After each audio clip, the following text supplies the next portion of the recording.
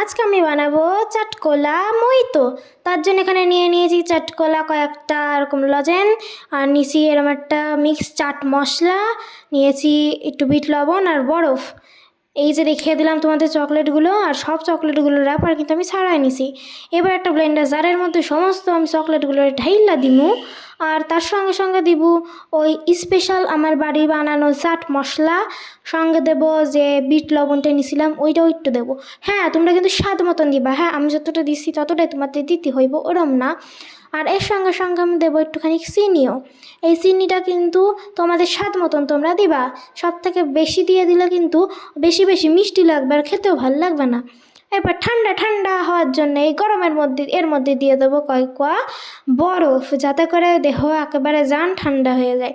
এরপরে ঢাকনাখানা বন্ধ করে দিয়ে আমরা এটারে করবো ব্লেন্ড। তোমরা চাইলে এটারে কিন্তু শিলনোড়ায় করতে পারবা না, কারণ এটার জন্য ব্লেন্ডারই লাগবে। এবার ভালো করে ব্লেন্ডার দিয়ে এটারে ঝাঁকানাকা করে একেবারে গুঁড়ায় ফেলতে হবে। তারপরে ভালো করে একটুখানি মসলিন করার পর এটারে একটা কাঁচা গ্লাসের মধ্যে সুন্দর করে ঢেলে ফেলতে হবে। আর এর মধ্যে আরও দিয়ে দিতে হবে একটুখানি বরফ, যাতে করে এটা জান পুরো ঠান্ডা করে দেয়। থুরু শুধু কিন্তু এর মধ্যে বরফ দিলে হবে না, একটুখানি ঠান্ডা জলের মধ্যে কিন্তু দিতে হবে, না হলে এই যে অতিরিক্ত মিষ্টি লাগবো, কারণ আমরা তো এর আগে খালি সিরাপটাই বানাইছিলাম।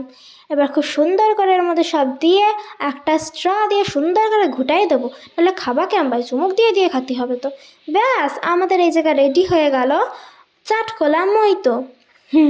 যাই হোক, তোমাদের এই ভিডিওটা কেমন লাগলো কমেন্ট করে জানাতে ভুলো না। আর এটা একবার প্লিজ বাড়িতে ট্রাই করে দেখো, দারুণ লাগবে খেতে। আর সত্যি গরমে এই শরবতটা খুব সুন্দর গা ঠান্ডা করে। আরে চলে যেও না, সাবস্ক্রাইবটা করে দিয়ে যাও। আর সমস্ত নতুন ভিডিও আপডেটস পেতে সাবস্ক্রাইবের পরে পাশের বেল আইকনটাকে ক্লিক করে অল অপশানটা কিন্তু চুজ করতে ভুলো না। বাই।